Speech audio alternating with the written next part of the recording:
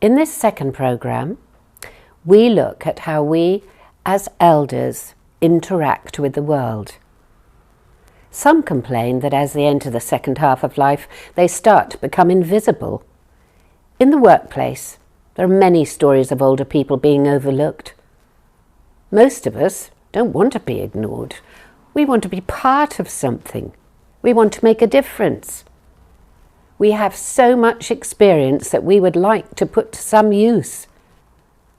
So in this programme, we're going to look at why we become invisible and how we can empower ourselves by broadening our perspective on life.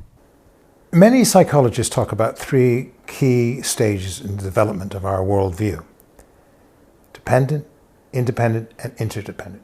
These stages are particularly relevant to those who are in the second half of life. Without an awareness of these stages, it's easy to get stuck in a world of independence and arrested development. So we're going to go on a journey from the beginning of our lifespan to the present day. From the time of our birth, we've been aging. In fact, we did a good deal of aging even before we were born. We started this journey as a single cell which formed when a sperm fertilized our mother's egg.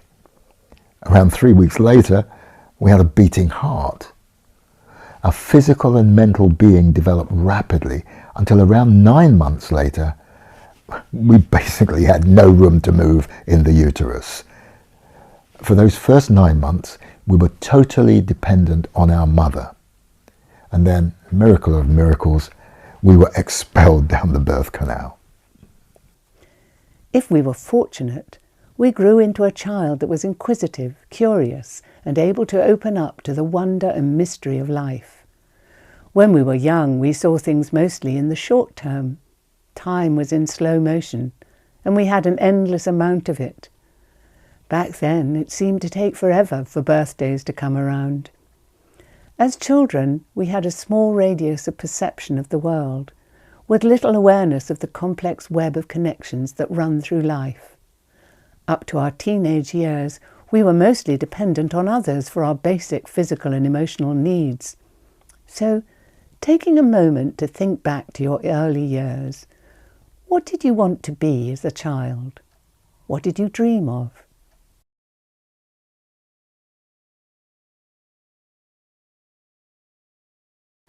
So the ageing process was well and truly underway. We became more aware of the outside world and how we fitted into it. Our radius of perception widened as time started to go just a little bit quicker. By the mid-teens, the education system encouraged us to decide whether we were going to pursue the arts, the sciences, or a trade. And for a generation of girls who grew up in the 50s and 60s, there was the art and science of home economics. We were being encouraged to specialise and define our skill set. The question society was asking was, how are you going to fit into the adult world? At the age of 18, we are statistically at the height of our brain processing powers.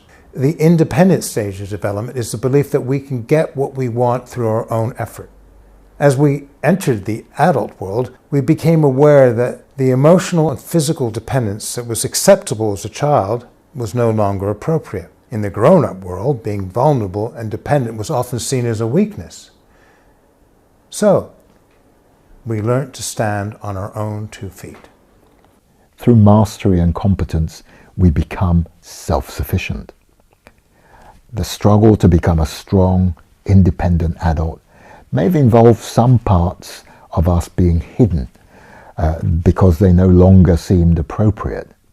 We'll come back to this shadow side of ourselves in the 5th program. But for now, the invitation is to relax. Take a deep breath. In fact, take a couple more, and then think of one challenge you had as a younger adult. Not necessarily the biggest or the most dramatic, but one that comes to mind now. And when you're ready, write a few words about that challenge that you had as a younger adult.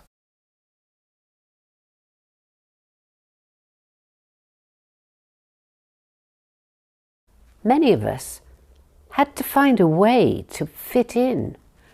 We took on roles and labels such as wife, lover, provider, carer, parent.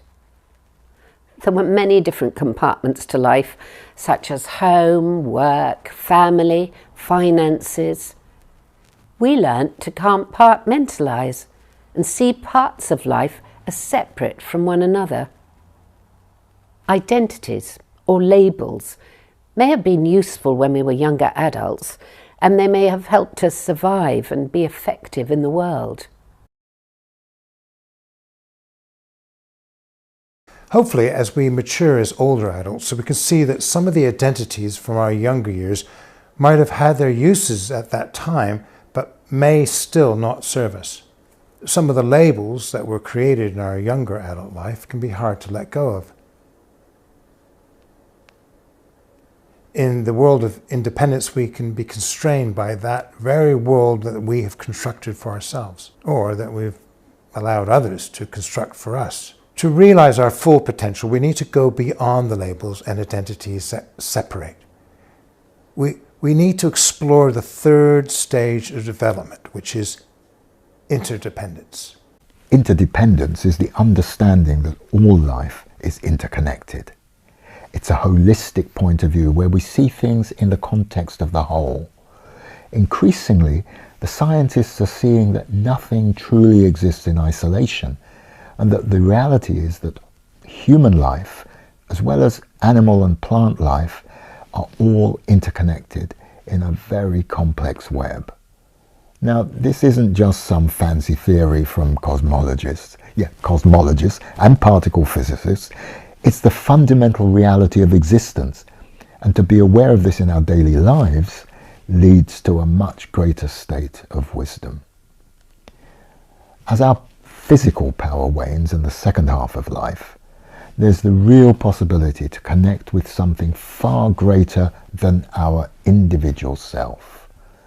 And it's in this connection that our true inner power lies.